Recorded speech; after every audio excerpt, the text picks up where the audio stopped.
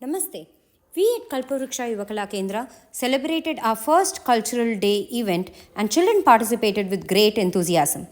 We believe that the success and completeness of such cultural day event is only when the child is really able to understand and appreciate the richness and diversity in our culture and traditions and understand how some of the topics they learn in their school textbooks get applied in cultural context. For example, a child learning days of the week as Monday, Tuesday, Wednesday in English would read in their local language, for example in Telugu, as Somavaram for Monday, Mangalavaram for Tuesday, Budhavaram for Wednesday, and so on. And a child who is learning this in Tamil would read it as Tingal for Monday, Chevvai for Tuesday, Budan for Wednesday, and so on. We just thought, what if we teach the child how the days of the week in Indian calendar is related to the celestial bodies that could be observed from Earth? To expand on this further, we identified other topics like Tropic of Cancer and Tropic of Capricorn. Children learn that the movement of sun from Tropic of Cancer to Tropic of Capricorn and vice versa determine the seasons. So to expand that in cultural context, that is what we call as Uttarayanam and Dakshinayanam. Another example could be the waxing and waning periods of moon that they learn in their textbooks, and that's exactly what we call as tithis in our Indian calendars. So we thought, what if we could take this as a theme and plant the seed of curiosity in the child so that they can think beyond textbooks and explore various topics. So, on this Cultural Day event at Kalpavruksha Yuva Kendra, we made an attempt to give a cultural perspective to the festival celebrated in India using various Indian calendars, diversity perspective by explaining how the same festival like Pongal is celebrated in different names and in different ways across different customs in India, and a scientific perspective to some of the cultural beliefs and some of the cultural practices in India. Kudos to these young children who showed great enthusiasm to learn new topics and gave their best in their topics that they presented. It was a humbling experience to see all the parents, teachers, and children willing to go the extra mile to achieve a common goal. Indian culture is one of the oldest and most diverse in the world, shaped by thousands of years of history, tradition, and influences from various civilizations. It is a rich blend of languages, religions, festivals, customs, and arts that vary from region to region. Now, let's dive a bit more deep and understand the difference between culture, tradition, and heritage. Culture. Culture is the expression of our nature in thoughts and the modes of living. These might be expressed in the form of scriptures, the way knowledge is acquired from learning and teachings of our ancestors, the way we dress, literature, music, dance forms, celebrating festivals, or even culinary. Tradition. Well, tradition might be just similar to the term culture, and it's more important to understand the difference. We describe culture as the term used to express ideologies, but tradition is the way we follow them. For example, when someone says that we always wear traditional dress to temple, or we always thank the Almighty before taking food, they speak in terms of their respective traditions. Let's take the example of various festivals. The celebration of festivals differs from family to family, state to state, depending on how it has been passed through the generations. So, celebrating festival is culture, but the way we celebrate them is tradition. Heritage. Heritage can be defined as the conservation of the inheritance of values and other important facts from the past. When we see a part of the community, we observe a set of people inherit and preserve a particular culture. This is known as cultural heritage. India is home to 42 UNESCO World Heritage Sites as of 2024, which are categorized into cultural, natural, and mixed heritage sites. Some of the most important heritage sites include Konark Sun Temple, Ajanta and Ellora Caves, and the Brihadishwara Temple. As all of you know, Indian Constitution states that India as Bharat. Do you know what does meaning of Bharat is? The syllable Bha in Sanskrit means that light, significantly represents knowledge. And the word Rat comes from a Sanskrit root rata, which means absorbed in or engaged with something. When we put them together, it becomes Bharat, which means the place immersed in light or knowledge. We as Bharatiyas are seekers of knowledge. In before Common Era itself, ancient India had many universities to which many foreigners came to learn. In our ancient education system, they have learnt about dharmas, shastras, which taught us about moral and ethical codes of conduct, social obligations, and society.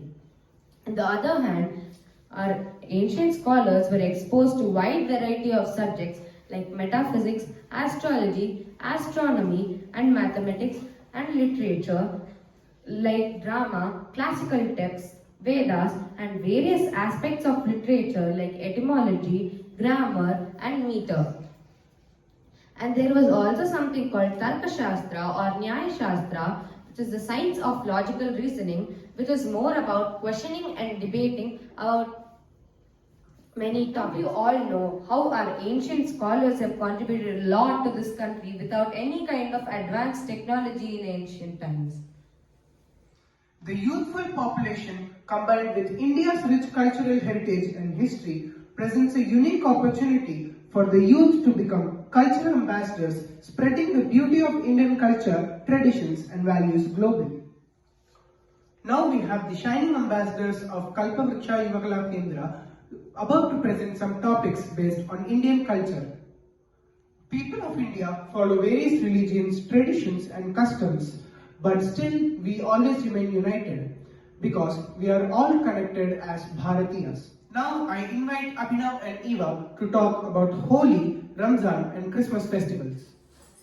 Holi is the festival of colors. Most of the people don't know why we will celebrate Holi. Holi is associated with the story of Prahlad, who is the devotee of Lord Vishnu. Many years ago, there lived a demon named Hiranyakashipu. He had a son named Prahlad. Prahlad needs to worship God's name day and night. Though he was born in a demon family, he did not behave like that. Prahlad needs to worship God's name day and night, which made the demon king very angry. Hiranyakashipu tried to make him understand, shout and beat Prahlad, but Prahlad did not give up on chanting God's name. Then Hiranyakashipu became very angry and called his sister Hulika. Hulika had a boon that fire cannot burn her at all. Hiranyakashipu said, "Sit on a burning fire with Prahlad in your lap." Then Hulika sat on the wood. Demons put wood on fire. The fire became very hot, but little Prahlad did not scare at all. He just closed his eyes and started chanting God's name. And God was protecting him from the fire, but Holika started crying loudly and consumed by the fire in a few moments. Prahlad's unharmed symbolizes good over evil. Christmas is on December 25th. We go to church and we pray there because it's the birth of Lord Jesus. Children give gifts, we put decorations, and we'll get the presents under one tree and keep in the house. Ramzan is the 9th month of Islamic lunar calendar. Ramzan is holiest month for Muslims. In this month, Muslims fast from dawn to sunset. They eat 3 meals called suhoor. They break their fast with iftar in the evening. Muslims greet each other with saying Eid Mubarak. Now, we will have Anvi and Nidiksha talk about Pongal festival. Diwali comes in October or November. It celebrates Lord Rama's return to Ayodhya after defeating Ravana, and also marks Krishna's victory over them and Narakasura. People call it as Naraka Chaturdasi and people do puja and special oil bath. They burst crackers and light diyas outside of the house. Makar Sankranti is a festival of sun's movement from Dhamma Rashi to Makar Rashi. It is celebrated in different customs and in different places. Makar Sankranti in North, Uttarayan in Gujarat, Lori in Punjab, Poush Sankranti, like Poush Sankranti in West Bengal, Pongal in South, Bihu in Northeast. In South India, in Tamil Nadu, they celebrate for 4 days. First day they celebrate Bogi, second day they celebrate Thai Pongal, third day they celebrate Matu Pongal, fourth day they celebrate Kanum Pongal. In Telangana and Andhra Pradesh, they celebrate for 3 days. First day is Bogi, second day is Pongal, third day is Kanuma. In Karnataka, they celebrate for 2 days. First day is Bogi, second day is Pongal. In Canada, they celebrate for 1 day, Makar Sankranti. Bogi. On this day, people in South India burn old things to forget bad things and welcome good things. Pongal. On this day, people worship the sun god and for helping to grow crops, they prepare 2 special dishes, Vel Pongal and Sweet Pongal. Homes are decorated with colorful rangoli and prayers are made for a good land and animal prosperity. Kanuma. In Andhra Pradesh and Telangana and Matu Pongal in Tamil Nadu, the third day is dedicated to cow worship. People worship the cows for a good health, wealth and a successful harvest. Cows are important for farming, so they are decorated and fed. On these days, they celebrate special dishes are done. In Andhra Pradesh and Telangana, they make pulihora and bubbatlu. In Tamil Nadu, they make avial, curry of vegetables. In Karnataka, they make ellubella and chitra anna. In Kerala, they make payasam and chekka pradaman. Thank you. Fun activities.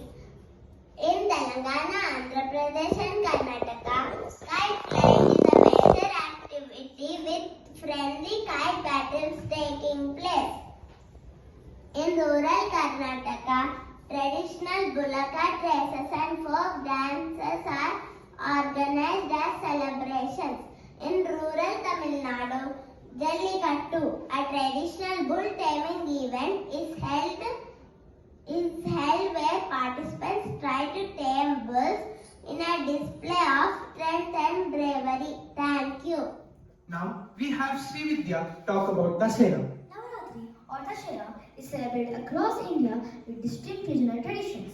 In Gujarat, Garba and Dandiya Ras are popular. Kullu, Himachal Pradesh features grand processions of Lord Raghunath. Mysore, Karnataka hosts royal processions of goddess Chamundeshwari. Maharashtra observes Gat Sthapana and Dol Thasha drumming. And Bihar and Uttar Pradesh also observe idol immersions, cultural events. Tamil Nadu, Andhra Pradesh and Telangana showcase Kolu displays with handcrafted dolls. The final day, Vijayadashami, is observed as Vidyarambam in Tamil Nadu, Kerala, Telangana and Andhra Pradesh. In West Bengal, Durga Puja is observed all around West Bengal during Navaratri. Now we have Srijana to talk about various official languages of India. Let me introduce you all to the language landscape of India. India is a home for diverse languages of 1600 languages and 19,500 dialects. Though there are many languages in India, 22 languages are official languages recognized by the Constitution of India. Assamese is spoken in Assam, Bengali is spoken in West Bengal, Tripura and parts of Jharkhand. Gujarati is spoken in Gujarat, Hindi is spoken in most part of the northern states and also in the Andaman and Nicobar Islands. Konkani is spoken in Goa, Karnataka and Maharashtra. Kannada is spoken in Karnataka. Kashmiri is spoken in Kashmir. Malayalam is spoken in Kerala and Lakshadweep. Manipuri is spoken in Manipur. Marathi is spoken in Maharashtra. Sanskrit is spoken in Uttarakhand and other parts of India. Sindhi is not spoken in a particular state, but it is spoken by the Sindhi communities in India. Tamil is spoken in Tamil Nadu. Telugu is spoken in Andhra Pradesh and Telangana. Nepali is spoken in Sikkim. Odia is spoken in Odisha. Urdu is spoken in Telangana, Bihar, Odisha and Bihar. As some other languages are Bodo, Dogri, Maithili, Santali. These are the 22 official languages recognized by the Constitution of India. Now we will have Parnika talk about global calendars and give an overview about various Indian calendars. I am here to explain to you about global calendars. There are three types of calendars: solar, lunar and lunisolar. Solar calendars are the calendars which depend on the sun's movement. For example, Gregorian calendar, which was previously called Julian calendar. Lunar calendars which follow the moon's movement. For example, Hijri calendar. And finally, lunisolar calendar. It's a combination of both solar and lunar calendars. It aligns both of them. For example, Shaka calendar. There are many types of calendars in India. Vikram calendar. Vikram calendar was the first calendar in India. It started at 56 BC, before the Common Era. Shaka calendar.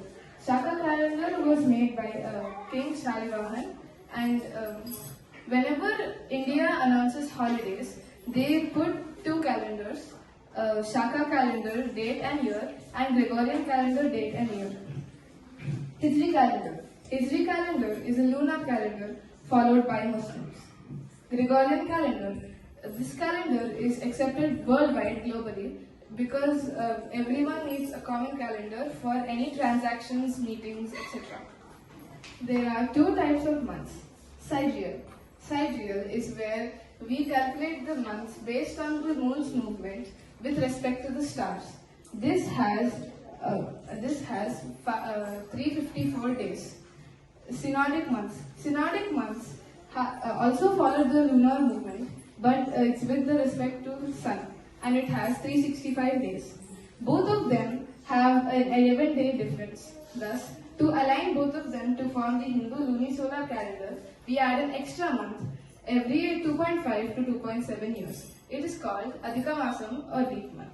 Now I would like to call Raghavan to sum up solar and lunar calendars. So far, we've discussed that moon takes 27 days to appear in the same position with respect to a fixed star, but it takes 29 days to appear in the same position with respect to the sun. Do you know why it takes 2 extra days? It takes 2 extra days for the moon to align with the earth and sun due to earth's orbital rotation around sun.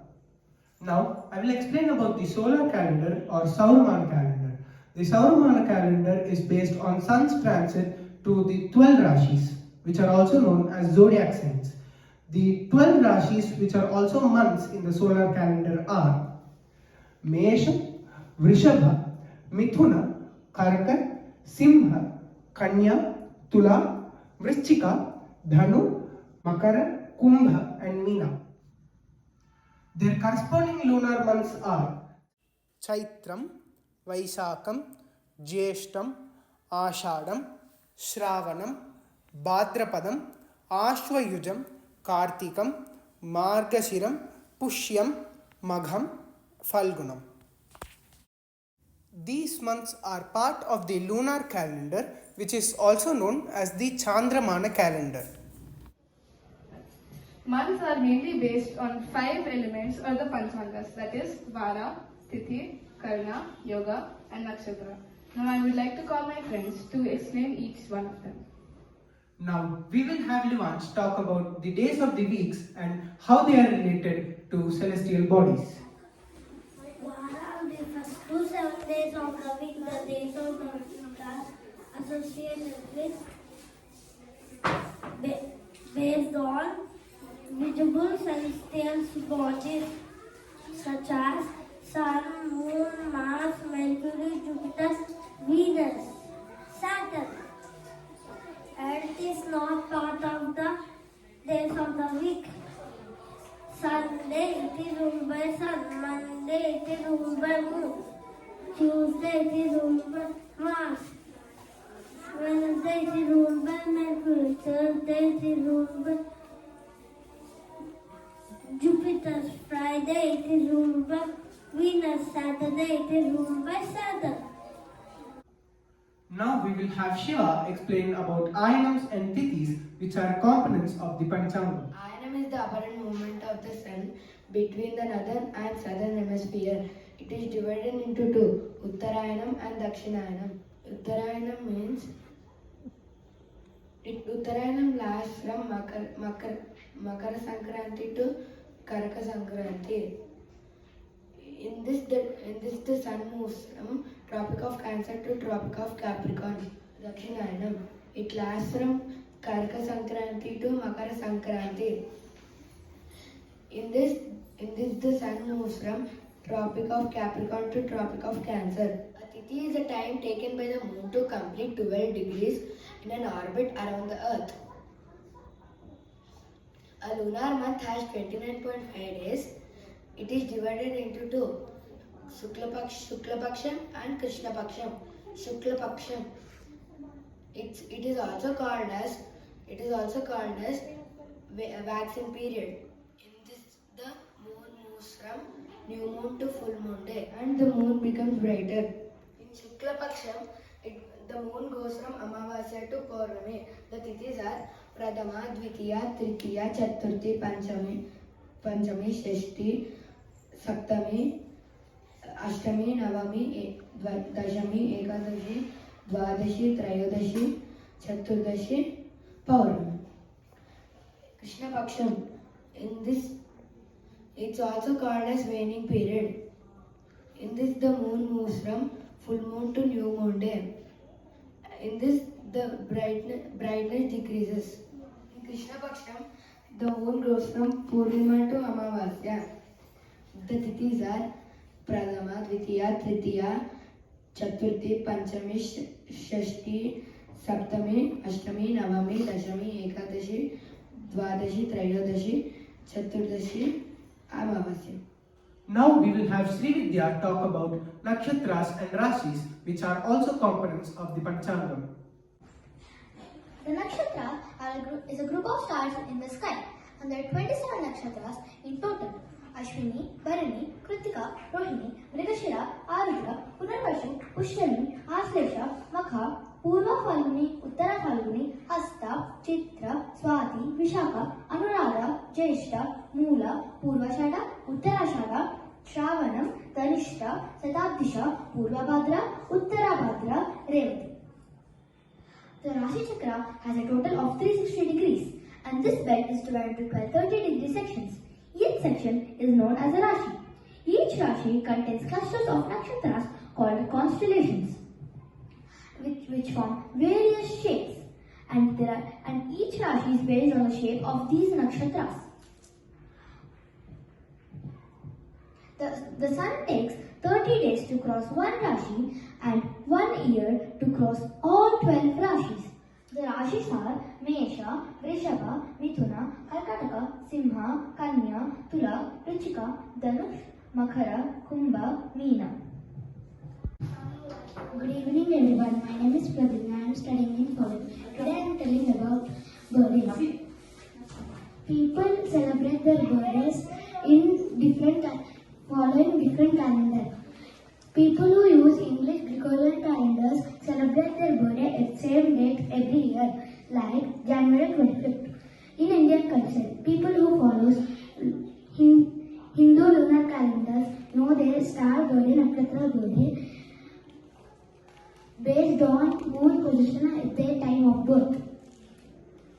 Let me explain.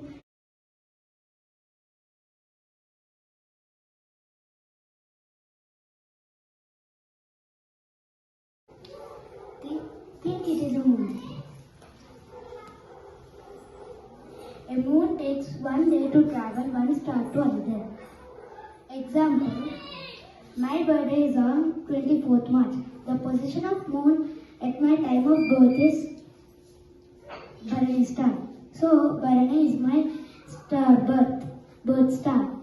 Let me explain about festivals about Ram Navami and Krishnashtami. Bhagwan Sri Ram was born in 9th day Navami Tithi in Shukla Paksha, the waxing phase of moon. He was born under Punarvasu star. The birthplace of Sri Ram in Ayodhya. People take bath and visit temples. In South India, people will do Kalyanotsavam like Sri Ram and Sita's wedding. They offer prasad such as Panakam, buttermilk, Krishnashtami. Similarly, Bhagwan Sri Krishna was born in Ashtami Tithi. The star he born under is Rohini star. Rohini star in Shravana month. In Gregorian calendar, it typically falls in August or September.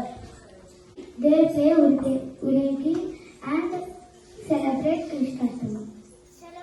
Ugadi, celebrated in Karnataka, Andhra Pradesh, Telangana, using the lunar calendar and marking the start of Telugu and Kannada New Year. Chaitra is the first month of the lunar calendar. They make a sweet dish called Ugadi Pachadi. In that, 6 types of tastes are there.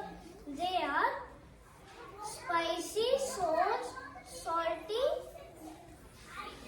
sweet, bitter, and tangy. Gudi Padwa, celebrated in Maharashtra and Goa using the lunar calendar. It is the start of the harvest season. It is Marathi New Year. They make a special dishes called Puranpoli, Srikhand, and smashed mangoes. This celebration includes hoisting the gudi outside the houses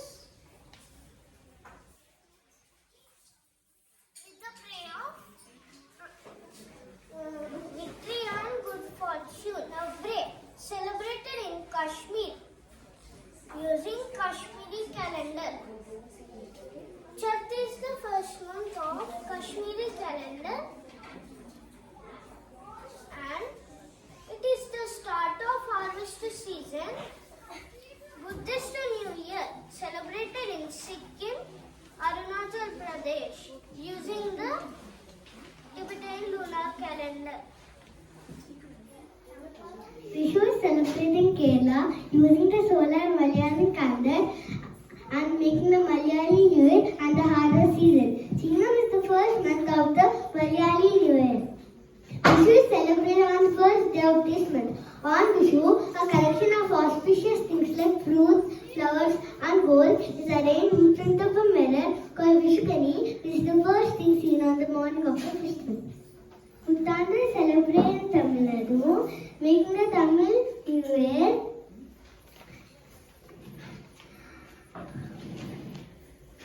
The special dish during Putthandu is mango vachadi, a bitter sweet made with raw mango, jaggery, tamarind and neem flowers. The first month of the Tamil calendar is Chitrai. Chaitanya Navratri is celebrated in several states of India, particularly Uttar Pradesh, Madhya Pradesh, Rajasthan, Haryana, Bihar and Maharashtra, where the first month is Chaitanya. Bohag Bihu is also called Rangali Bihu,